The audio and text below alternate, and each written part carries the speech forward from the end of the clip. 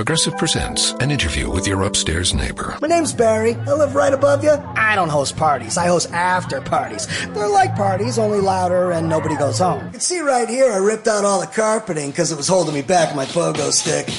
Man's got a pogo. Oh, I'm a prankster. I'll grease up a soda can and then when somebody grabs it, boom! Progressive can't save you from your upstairs neighbor, but we can save you money when you bundle renters and auto insurance with us. Progressive Casualty Insurance Company, affiliates, and other insurers. Bundle discount not available in all states or situations. Rethink your approach to health and fitness with audiobooks. Improve your daily routine by listening to The Power of Habit by Charles Duhigg. Go on a head-to-toe journey with The Body by Bill Bryson.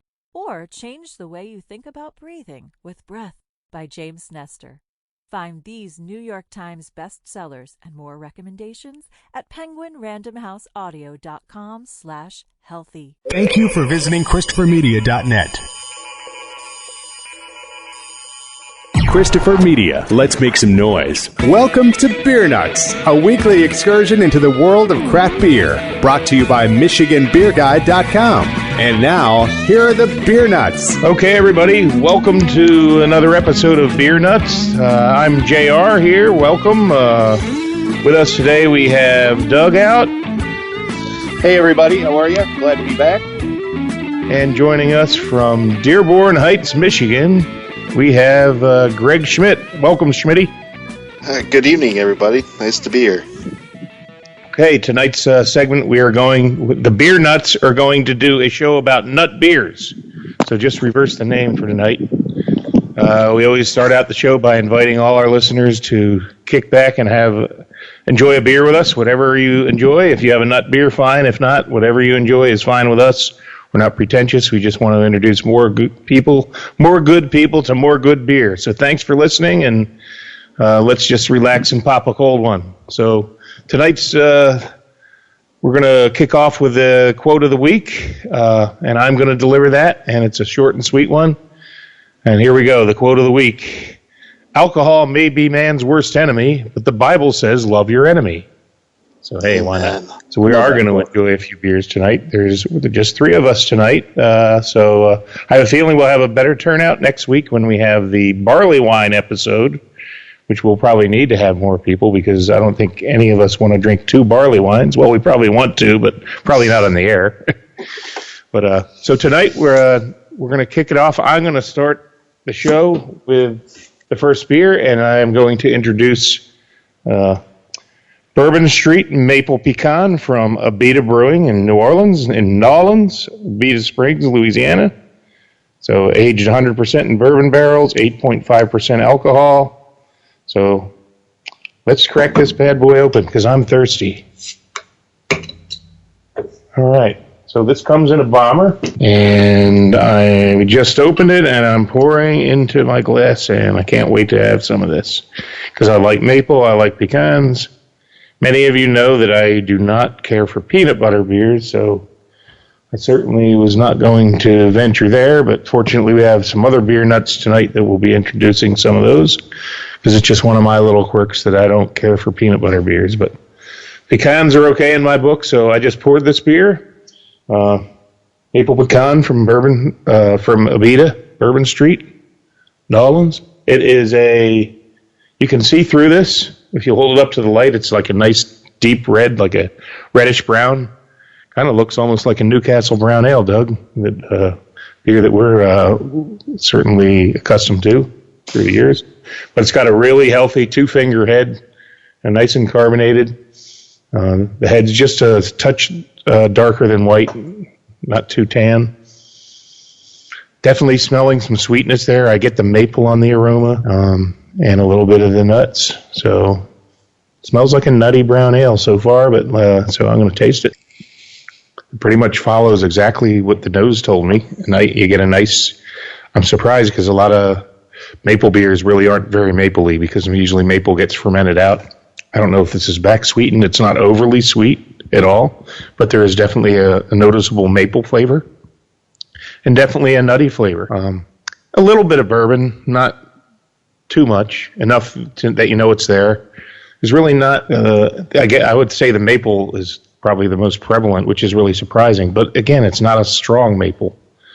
So perhaps it's like it's reminding me of a Cracker Barrel or actually probably a Waffle House pecan waffle in a way.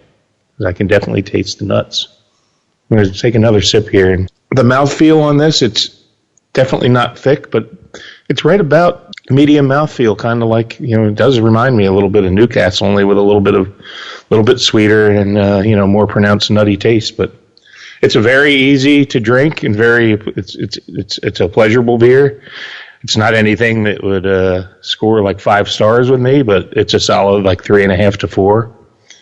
It's pretty tasty. I guess if there was one complaint, maybe I'd like a little more bourbon barrel influence in this, but that's probably just because I almost always want more of a bourbon barrel influence because I like a boozy. That's just my style of what I enjoy is a nice boozy. But it's 8.5%, and it's kind of like very, very much what I expected to be.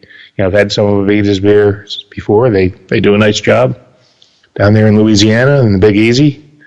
But this is a very easy to drink. I'll have no problem polishing off this bomber tonight. And it's enjoyable and very affordable at $7.99 a bomber. So definitely worth the money. It's a good value beer. Again, 3.5, 3.75 stars, somewhere in that 3.6 range. But solid and enjoyable. Anybody else ever tried this? No, I can't say I have. Sounds good, though. Okay, well, now that it's I've taken 2 or 3 sips, I definitely on the finish get a little bit more of the bourbon flavor out of it. But again, it's not really strong flavored in any way. All those flavors are there, not overpowering. And it's kind of what we thought it would be. So, brewed with Avita spring water. Let me just read a little bit more about it before we move on to the next beer and the next beer nut. I'll read from the Bourbon Street series. For centuries, New Orleans famed Bourbon Street has inspired good times and fine libations like our Avita Bourbon Street Maple Pecan. This handcrafted artisanal brew is aged for months in wooden barrels used to make small batch bourbon whiskey. During barrel aging, the brew absorbs the flavors of the barrels, which intensifies the taste and aroma of the sweet roasted malt and warm, smooth bourbon. So there you have it. And thumbs up. Well done, Avita.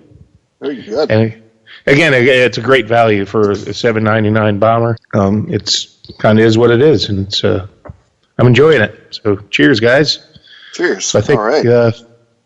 Nobody else has any more feedback since no one's had this. I guess it's we're going to turn it over to Dugout, and I think he's going to take one for the team and dive into a peanut butter beer, if I'm not mistaken. So Dugout, take it away. Uh-oh. Doug? There? Uh-oh. All right. The mute button is back off. Okay. Edit that out, Chris. Yeah. Or leave it. All right. Taking one for the team with a peanut butter beer. Peanut butter beers as a whole are not my favorite. I think the brewing process it does something to the peanut butter that makes it, to me, very unpleasant. Doesn't taste like peanut butter to me, and just, again, not very pleasant. But let's get into the one I have here. It's a Ballast Point Peanut Butter Victory at Sea. It's Imperial Porter. It's coming in at a 10%, so this is the lighter of the 2 beers I got tonight. And I'll just read from the label here. Smooth peanut butter meets dark coffee in this roasty porter. This Peanut Butter Victory at Sea is a nutty version of our popular Imperial Porter. We take our trademark robust porter brewed with Cafe Calabria coffee and vanilla and added peanut butter, adding another level to this roasty, flavorful beer. Great artwork. It's a 22-ounce bomber. Price is right at $8.49. I think it's right for a 10% bomber. And let's get into this. It pours a very, very dark, and just a minimal amount of head. It's not really much lacing either. One of the things about nut beers in general is the oil in the nuts tends to dissipate any of the head that can form in a beer. So it's pretty tricky to add nuts and have good head retention in a beer. I think we've actually discussed that in a couple episodes before on the homebrewing front.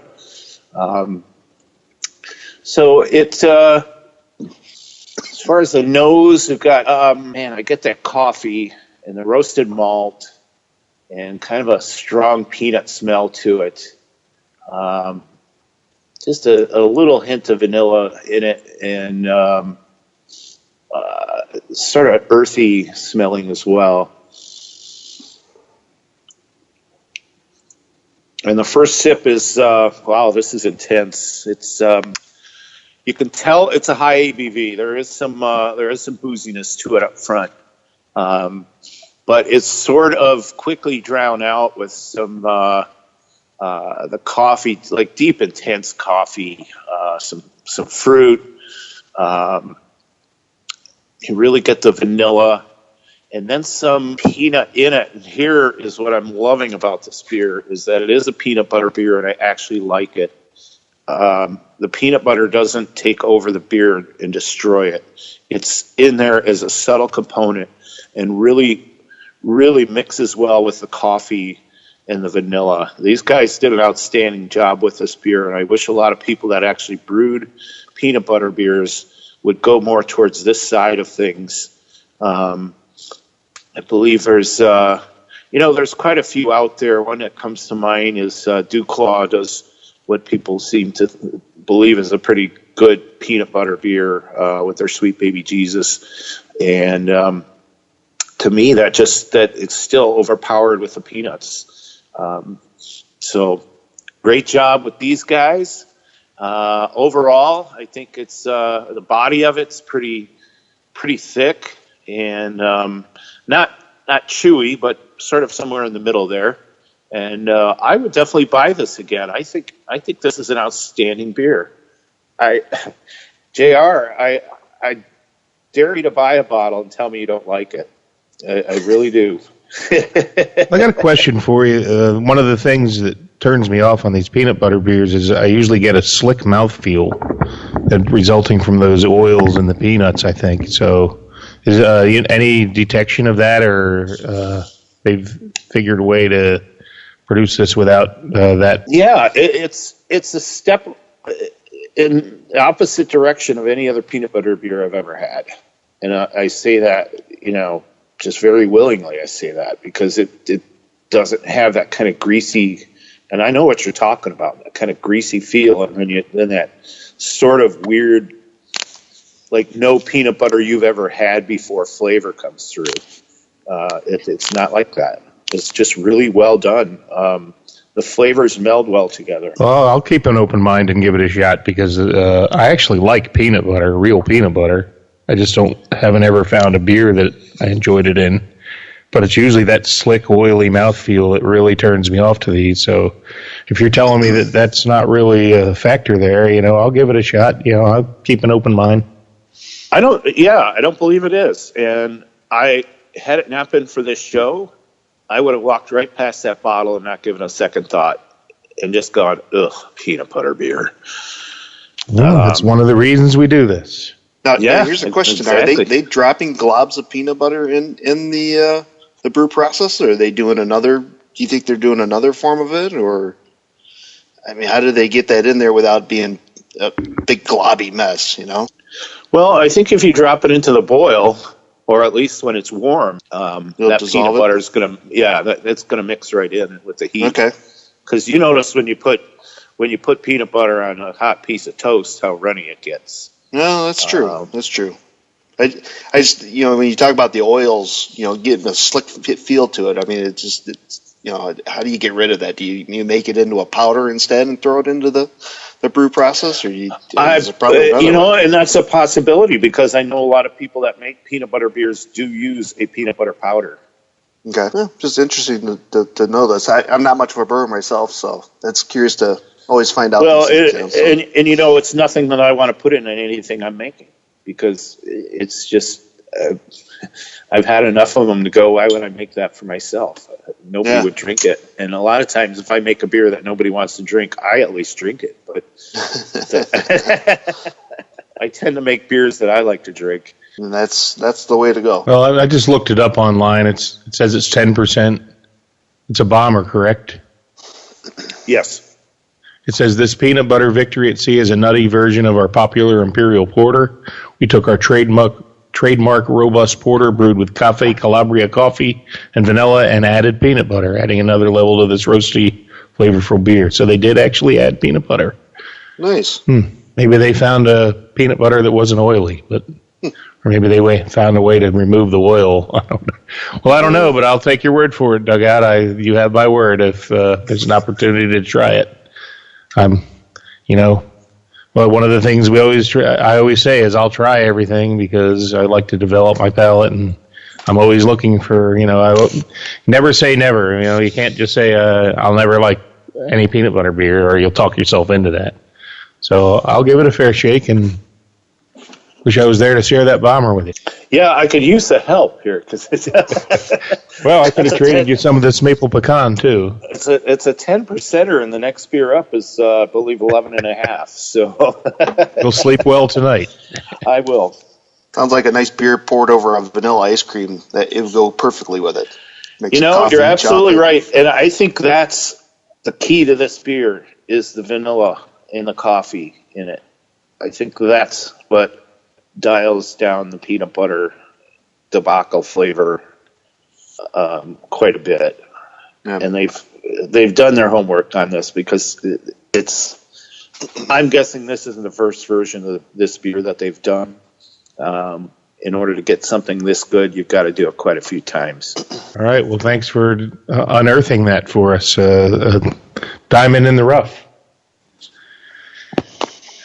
All right. I guess, Greg, you're up next. What kind of nuts do you have to taste here? Mine. Careful how I say this, but the nut that I chose today is a chestnut, and the beer that it belongs to is from Roque Brewery out of Royal Oak, Michigan. The official title is called the Chestnut Head, which is, like I said, it was a chestnut maple porter. Let's see.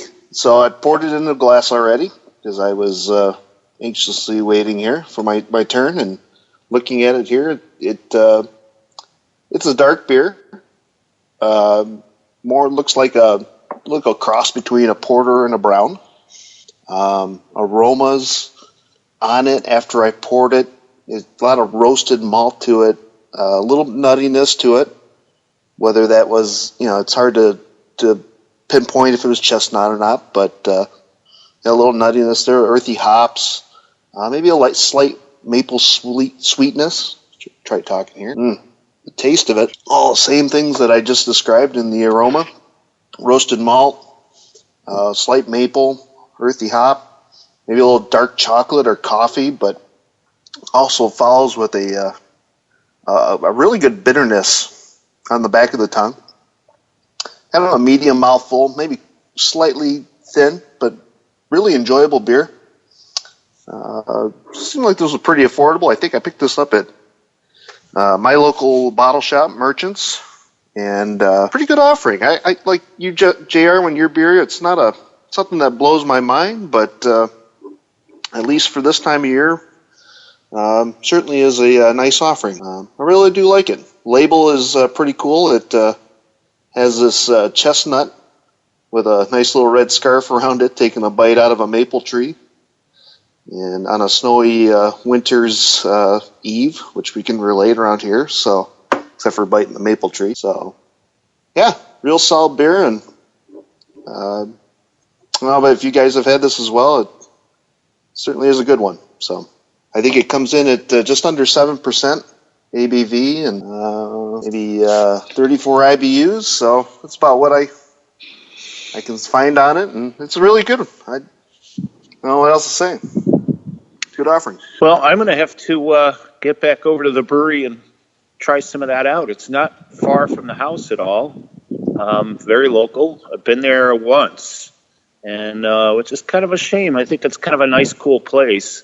But they're overall their beers, they do some outstanding beers, and then some sort of middle of the road beers. So you just kind of pick and choose what you order from them as far as your taste palette goes. Yeah, they're a great local brewery.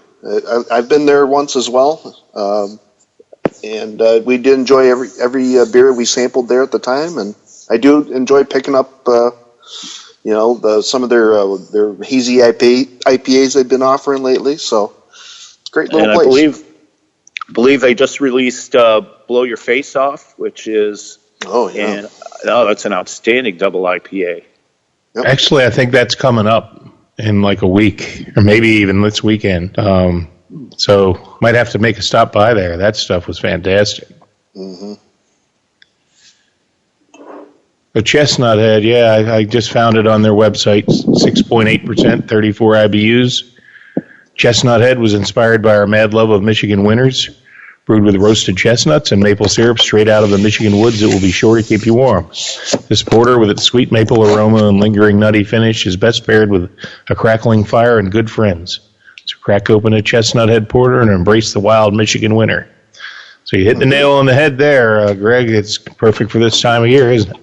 It certainly is. They're just missing a crackling fire, and of course we're already with good friends, so that's all that matters. Well, next time I'm up that way, I will just give that one a shot. I have not had that. It sounds pretty tasty. Yeah, not too bad. And that Blow Your Face Off, I really want to get some of that. That stuff is a fantastic double IPA. Yeah, it's outstanding. I don't think I've had... Well, yes, I did have their hazy IPA, New England style, and I really enjoyed that one as well. They had two of them, didn't they? They had the Flavorful 5, and that's right. The latest one was Hop Gazer. Yep. I believe it was yep. The Flavorful 5 was a home run for me. I really enjoyed that. So good job, Roke Brewing. We'll be sure and seek you out right down the street from Dugout. Perfect. All right. Well, now that everybody's had a chance, we're going to take a little break and do our new segment of the show, Hipster Tipster, where we're going to go over a little bit of industry news and release information. We already talked about the Roke thing. We'll have to look that up, see when that release is. But I wanted to mention an article that came out today that Green Flash Brewing has pulled out of 33 states. They have a San Diego brewery, and then there's also one on the East Coast in Virginia Beach. And I've tweeted a couple articles on my Michigan Beer Guy Twitter today, so you can look those up if you're interested. But what I really enjoyed is this article. It says, "Is Green Flash Brewing's pullback craft beer's future?" So Dugout and I met today for lunch, and we were talking a little bit about this. And, a lot of there's just so many options on the shelf now, and it's like some of the breweries just can't possibly be moving enough volume to justify keeping distribution here. So, Doug, what do you think? We were talking about this today. There's just only so much shelf space and, survival of the fittest type thing. This might be a good strategy for Green Flash. They're picking, 8 to 10 states right closer to their breweries and, kind of contracting rather than expanding distribution. So what are your thoughts, Dugout? Well, I think it's probably a twofold survival tactic on their part. The first part being, there have been a lot of breweries that have sort of bit it and gone under. And I think the second part of it, so by, having things a little closer to home, the second part of it is quality control.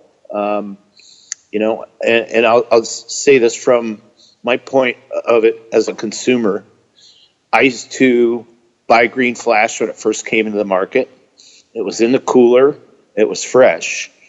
As time went on, it didn't stay in the cooler, and it went to the shelf, and then it wasn't fresh. And they, a lot of their beers are very hoppy, meant to be drank right away type beers. And you get a few months on the shelf, and it's going to taste awful. And especially if it's just sitting on a warm shelf for 5 or 6 months or longer, it's Michigan itself is sort of a difficult market for breweries to compete in on the off-premise because there's so many independent retailers. You just don't have that kind of quality control that you could get, say, in other states where a lot of the beers go into, like in Illinois, for example, you have Binny's or you have, Total Wine Plus, big type stores that, they take care of their product. I hate to say it, but a lot of these guys, that sell this beer, they don't even drink. So they could care less about, the nuances of what it is unless their customer complains about it. And if that's the case, then, happens one or two times, you're just not going to buy the beer. And I'm thinking that's probably the way it is, when you're in 49 states or, 48 states or even 35 states. If you don't have the coverage to be in that market all the time and stay on top of your quality control, you're going to lose it. Well, that's a great point. I mean, here in Michigan, and Greg, you're here too. I mean, when is the last time you heard of a Green Flash promotion or a tap takeover? I would say never. I probably went to one 2 years ago. Probably when they launched. 2 years ago. Probably launched in the state. Yep. Brought some people, in from other markets, and did a big launch kickoff, and then the brand got very little attention. There's probably a rep that covers 5 or 6 states that probably didn't spend a whole lot of time here and work the brand, and that's what we got. But this article that I tweeted. It points out that the seemingly unstoppable double-digit growth of craft beer has slowed to 6%. The bubble's not bursting, but it's the train is slowing down, and I think we're close to a peak. And it says clearly the area of large craft breweries seeking to strengthen their national position through huge distribution networks is fading. Unfortunately, we expect to see more actions like this in 2018, especially among the nation's largest craft brewers. So, yeah, that's where we're at right now. I mean, the consumer wants variety. The consumer wants to support local independent craft brewers, and I think there's a great opportunity for local craft brewers to be the local neighborhood brewery, and a great opportunity for the little guys. And the big guys are probably going to suffer a little bit. So, one of the things Doug and I talked about today was not many people really want to buy a 6-pack anymore. They'd rather get one of those craft beer mixed 6-packs and try 6 different beers from 6 different breweries. So it's a tough climate there, and it's changing all the time. And the other thing Doug pointed out is you used to have a tap handle. When we were in the business with Newcastle, you got a tap handle, and that was your handle. To lose. And now it's like you put something on tap, the keg is gone, and then the next brewery comes in and takes that tap. It's a different world. So that's the first story we have today. We're going to move on to just a couple other quick stories, and then we're going to get back to beer because I'm getting thirsty again.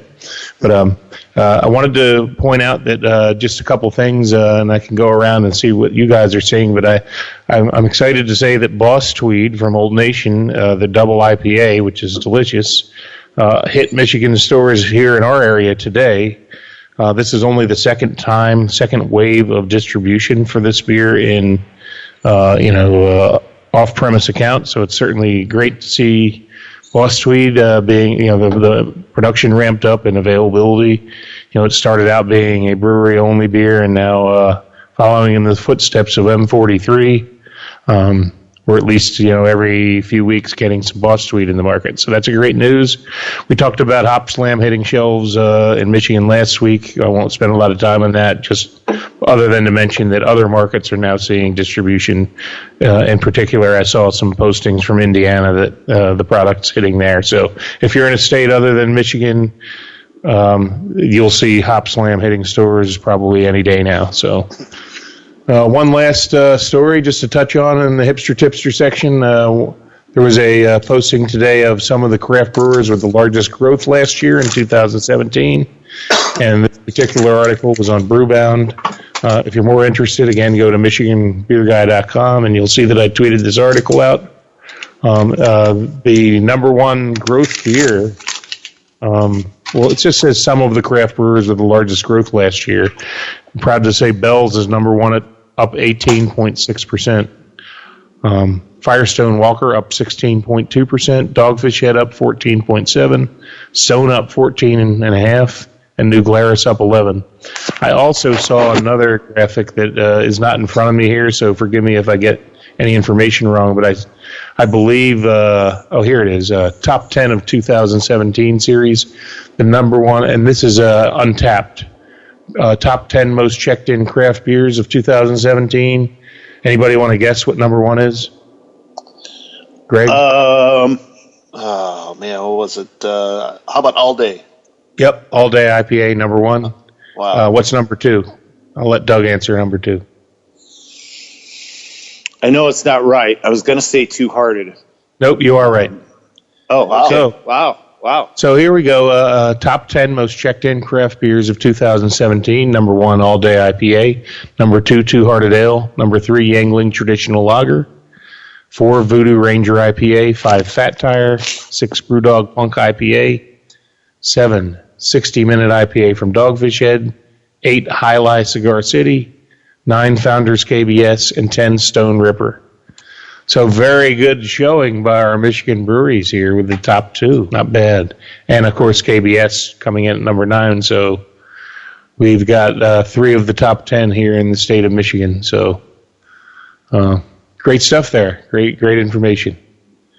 So, all right. Well, that's it for the Hipster Tipster. Always we're going to want to keep sharing tidbits with you each week on what's happening in the industry and what kind of new beers are hitting your shelves.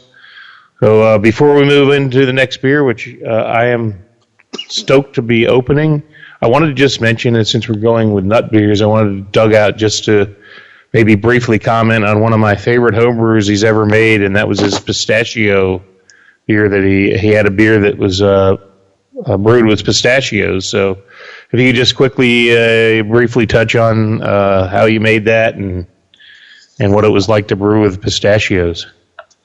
Sure. That beer was called Spumoni Stout, sort of a beer modeled after one of my favorite desserts, which is Spumoni ice cream, and it was chocolate, cherry, and vanilla. Oh my God! I made a big giant oatmeal stout, about 9.5% to almost 10%, and added some Michigan Montmorency cherry into it, as well as Dutch cocoa and Madagascar vanilla beans. And then I made a tea out of pistachio nuts. And pistachios have a lot of oil in them. So when I made this tea, I put it in the freezer. And as it froze, the oil came up to the top, much of like when you freeze or refrigerate sort of a stock. And then I was able to skim the oil off the top, warm it back up, add a little more to it, and I continued on the process. And then, I had a liqueur called Diamante, which is a pistachio liqueur. So I sort of mixed that into the tea before and let that soak in a little bit to sterilize the mixture with the alcohol, and then added that into the secondary with the cherry juice. The cocoa I put into the right at the end of the boil, like within the last couple minutes of the boil. I put the Dutch cocoa in, and did the same. Added the vanilla in. The vanilla beans are soaked in vodka, and so I added those in, and then topped off the secondary with cocoa nibs. And I'm about due to make that beer again because it was off the charts. I'm so glad to hear you say that, because that's how I was going to proceed. Was going to say, beg you to brew it again. It was really, really top notch. So that's why I had to mention it on the Nut Beers episode of Beer Nuts. But next time, let's make sure Greg gets up. Yeah, absolutely. I've gotten into a habit now of bottling off about, 7 or 8 or 10 bottles off of every batch, and then putting those away so that they last a little longer than the keg. Not much longer lately, but it sort of helps. I had given one of those to my neighbors, and he kept it in his refrigerator for almost like a year, 8 months. He pulled it out in summer when we were out having a party, and I'm like, oh my God, that's the last bottle in existence. It was just like a howler that had been filled off the keg and then capped off and put in his refrigerator. And I'll be damned if it didn't. The head retention was there. Everything was there. It was beautiful beer. I couldn't believe it survived as, in one of those. It was one of those flip top sort of Grolsch type bottles, but the French lemonade bottles that you get at Aldi. And pretty amazed that it survived all that time. And it was nice to have it so much later than in sort of relish it and have a few other people try it and say, can we get more? Where can we get more? And I'm like, no, I got to make it. Yeah, please make it again. And Greg, we just want to let you know, sooner or later the winter will be over, and when spring starts to hit, we usually have a Beer Nuts get together where we all get together and brew, and we'll certainly invite you to join us that day. It's a lot of fun. You can be a part of the brew day, and there's always plenty of great beers enjoyed. My rule is always I don't drink anything until the boil starts, so I don't mess up too much. But I think you'll have a great time if you're able to join us. We will certainly extend an invitation to you. I will make time. Absolutely. All right. Well, I am chomping at the bit to open my next beer, and I have dutifully waited, but it's now time to pop it. So there goes the cap. So I would like to introduce to our listeners Jackie O's Oil of Aphrodite. We have had a beer brewed with pecans, peanuts, chestnuts. Well, now we are going to walnuts because Oil of Aphrodite is a stout beverage brewed with walnuts. So I'm going to read the label first this time before I even pour it. It says Oil of Aphrodite is an American double stout brewed with locally harvested black walnuts and Belgian candied syrup. English, German, American, and Belgian malts are accompanied by Pacific Northwest hops, creating a sweet and rich springboard for deep nuttiness. Share with friends and loved ones. And all I can tell you is I've never had a bad beer from Jackie O's. These guys really do a nice job, and I know this is going to be fantastic. I've had their barrel-aged Oil of Aphrodite. I don't think I've ever had just the straight one. So just as well, I found this in my cellar, and it was a perfect occasion to break it out. So I'm pouring this. It looks lovely. It's got maybe one pinky head on it, and the head is very, very brown. The beer itself is, completely coal black. Cannot see through it. And the aroma, there's all kinds of complex smells coming out of this. I know that I said candied sugar. I actually smelling a little bit of sweetness off this. Too many things to describe. It's like a concert here of different things I'm smelling. So I'm just going to taste it, and wow, I don't even know how to describe this. Really roasty. Candied sugar, you would think it would be sweet. Not sweet at all. I mean, I guess they talked about the hops in this. Definitely his hop bitterness is significantly here. So the walnuts are traditionally a little bit, a little bit bitter. So this is like, it's not overly bitter. It's it's really good. Very difficult to describe though. I almost get a little bit of a candied sugar is there, but it's tempered by the bitterness of the hops.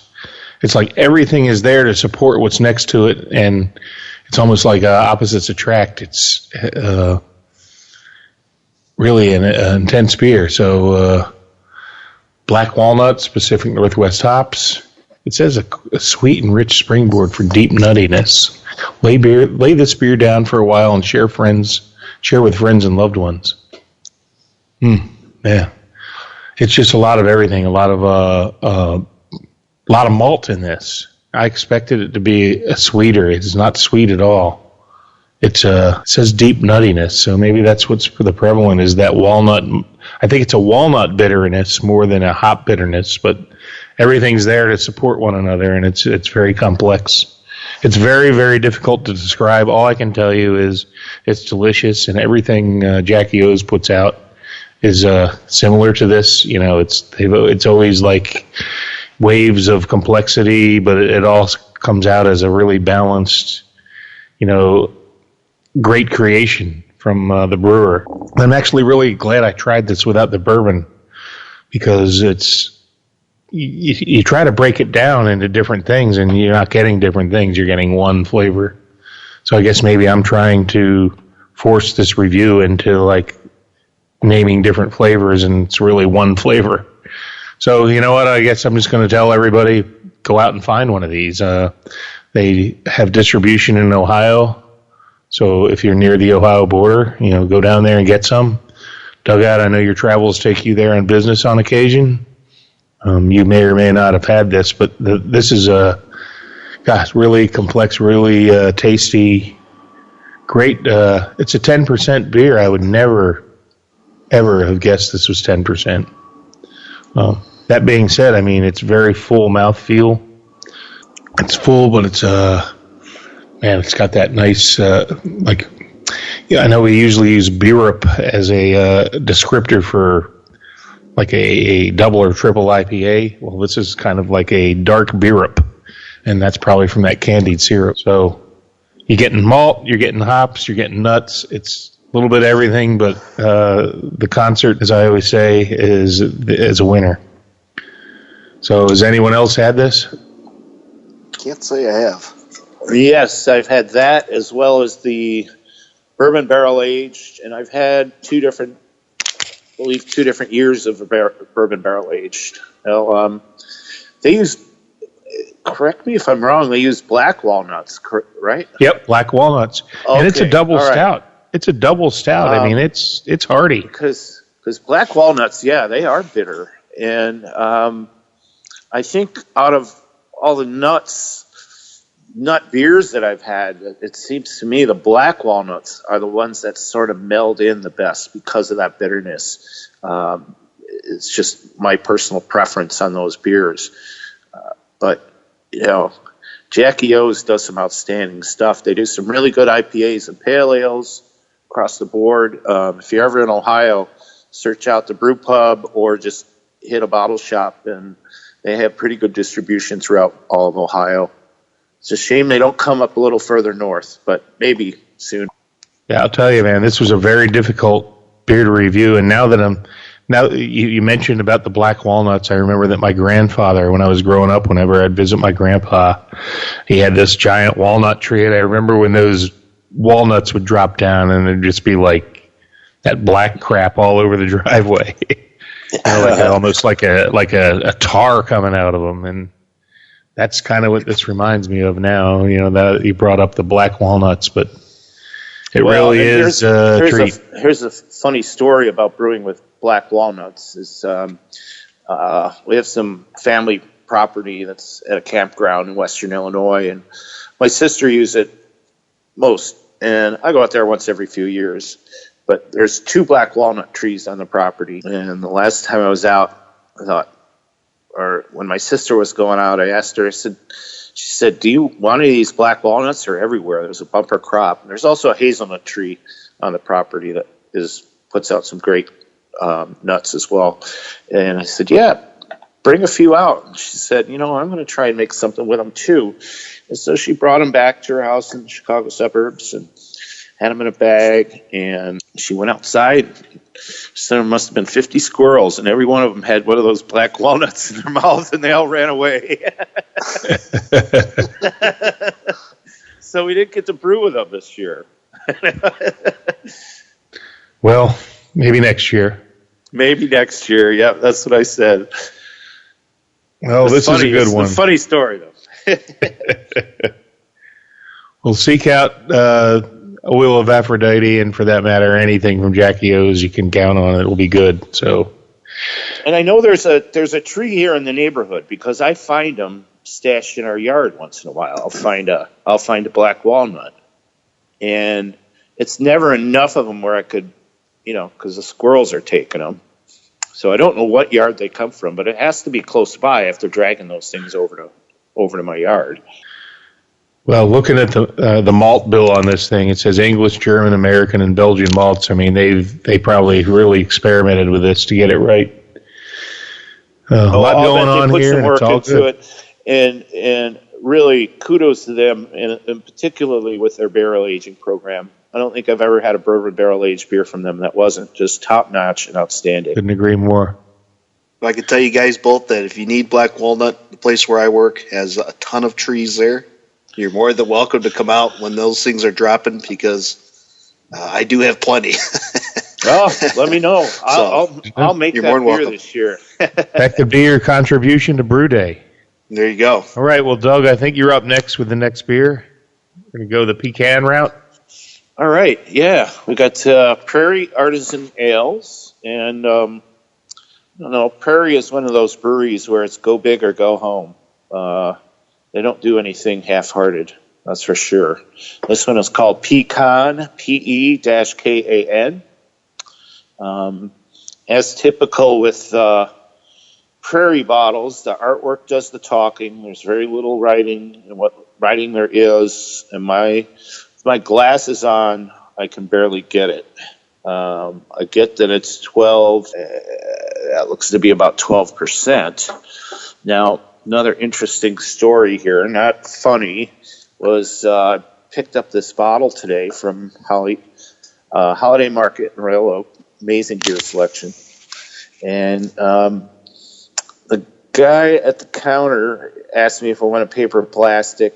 And I said plastic, and he put it in paper. I'm like, okay, can you double bag that? He goes, no, you won't have to. These bags are really strong. And I'm like, all right. And I got as far as the kitchen.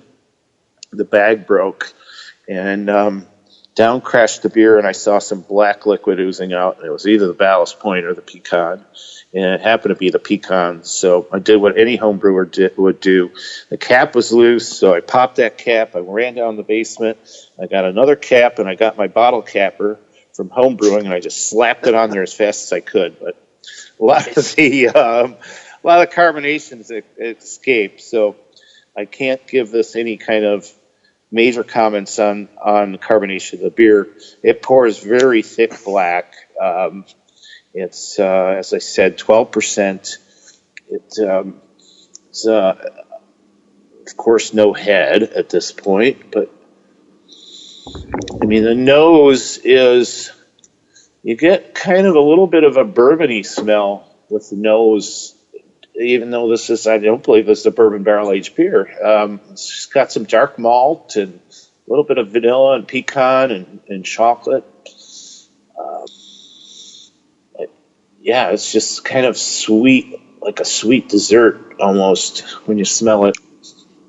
And you know what? It tastes exactly like it smells. It's really rich and it's heavy-bodied. It's not like you were saying where it's beer up, where it's that thick, but it's got a lot of flavor to it. The finish is where the pecan really stands out, and it's just clear and crisp pecan, and I love pecans. And then you get like kind of a molasses and brown sugar sweetness on it. I'd say if you see this, get it. I mean, I think it's fantastic. And I know pecan beers tend to trip my trigger a little more than, say, peanut butter beers or hazelnut beers for that example, or for that matter, because I think, hazelnut beers were done like through the 90s and early 2000s, and I think that just killed it for me as far as flavor on those beers and searching those out. And they just nailed it, knocked it out of the park, as Prairie always does. I just love every beer that I get from these guys. I think they're just outstanding. Well, I've had this beer recently, and I knew I really enjoyed it. And I'm trying to look it up on Untappd, and I don't think I must not have checked it in because it's not showing on my search. But I know that it was fantastic, and not surprising anything by Prairie. But I wish I could have seen my actual rating. It was probably either a 4.25, I would guess. But I remember it was really, really enjoyable. And sorry that happened with the drop, but. Oh, well, all's well that ends well. I'm enjoying the beer. And I think by recapping it, I was able to kind of save a little more of the carbonation than I would have if I just left it. But it just, always tears your eyes when you're wiping up a few ounces of beer that's spilled, right? Yep, that's a good one. So, all right. Well, Greg, have you ever had pecan? I have. I think I had it last year. Comments? Would you like to add anything? I think everything that Doug said. It's a fantastic brew, and definitely seek it out. It definitely is worth trying, and maybe storing a couple bottles for some cellaring here. Try it, later on. But anything that they do is top notch. So couldn't agree more. Speaking of top notch, I think you're going to wrap up the show with a real top notcher. So let's turn it over to you, Greg. What do you got for the grand finale tonight? I certainly couldn't agree more. This is a real treat here from Omnipollo. I don't know which way you guess. Either way is good, but this is a 11% stout. It's called Noah Pecan Mud Cake. Oh my goodness, this brew has been enticing me since I popped it about 40 minutes ago.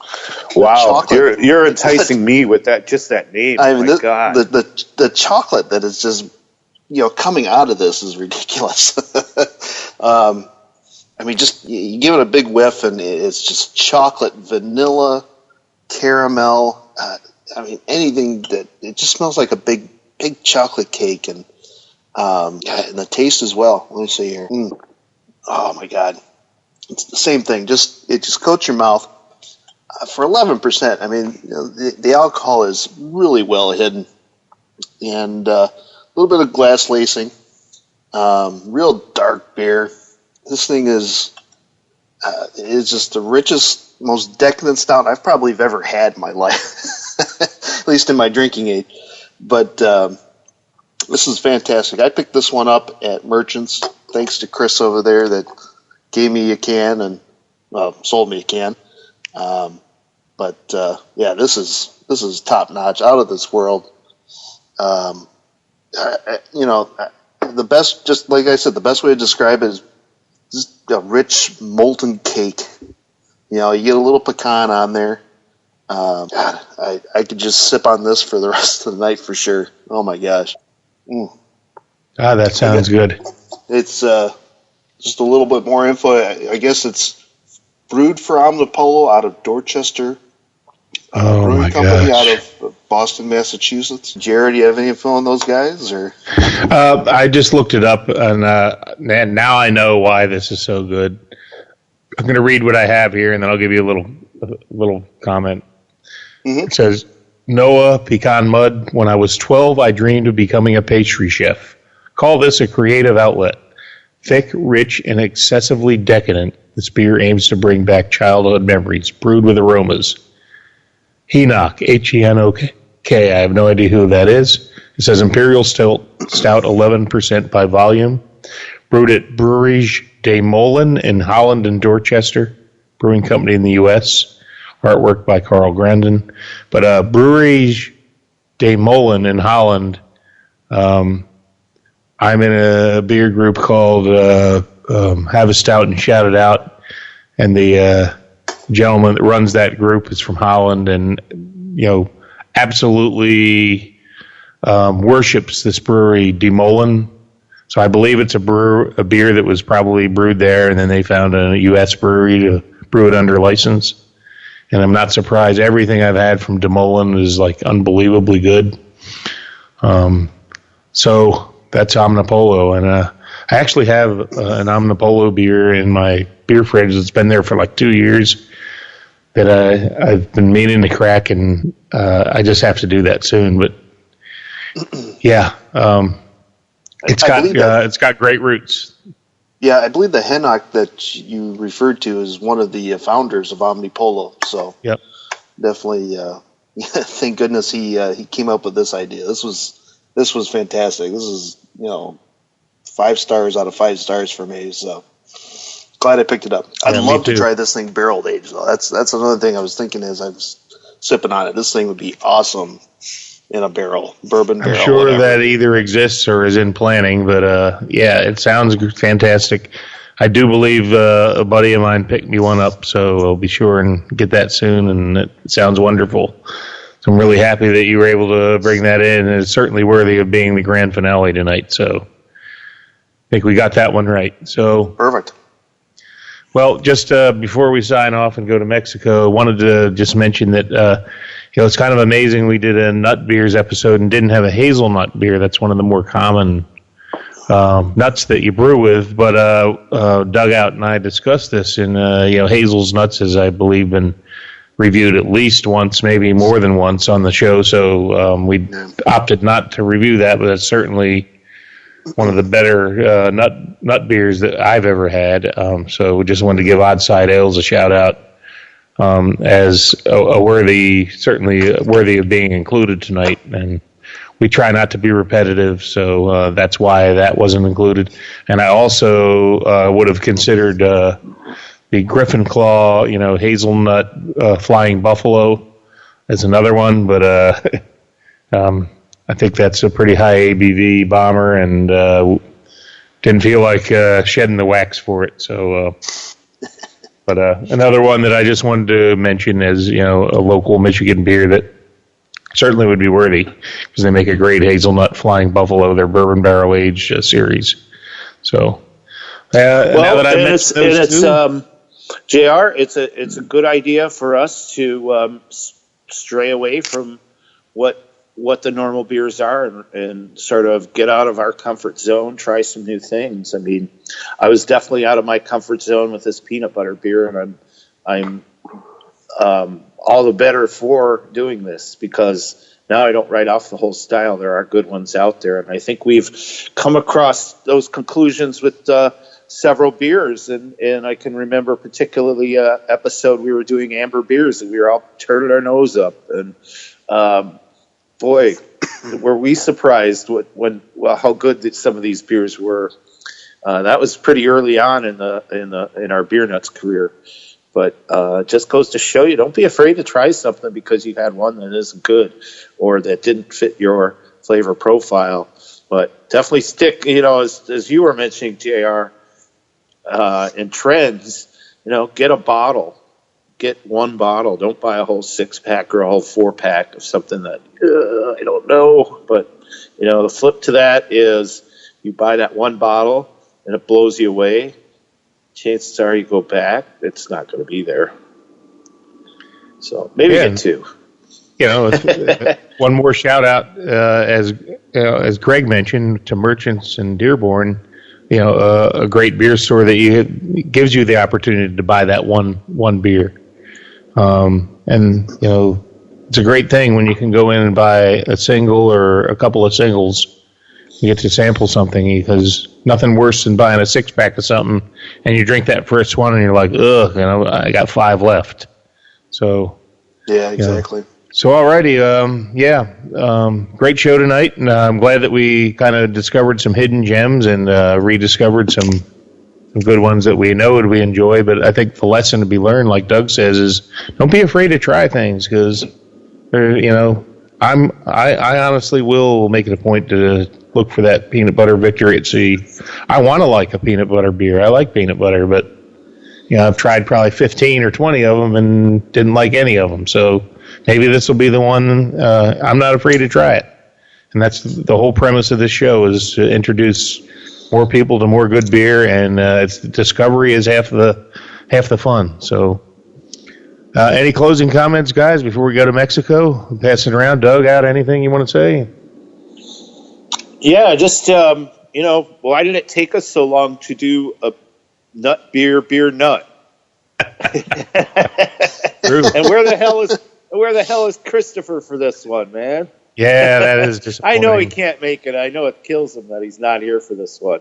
So shout out to you, Christopher, wherever you're at, whatever you're doing. Dude, you're missed tonight. And I'm sure you missed tonight. Amen. How about you, Greg? Anything, closing comments? Nah, I think everything was touched. Great show. Yeah, definitely tried new beers.